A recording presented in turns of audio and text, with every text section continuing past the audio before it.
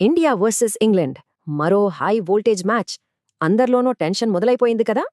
మరి ఇంతకీ ఇంగ్లాండ్తో మన ప్లేయింగ్ 11 ఎలా ఉండబోతోంది చూసేద్దాం గండి. ఏ టీంకైనా సరే ఓపెనింగ్ చాలా ముఖ్యం. ముందుగా మన టాప్ ఆర్డర్ని చూద్దాం. సంజు శాంసన్, అభిషేక్ శర్మ, ఇషాన్ కిషన్, ఈ ముగ్గురితో టాప్ ఆర్డర్ అదుర్స్.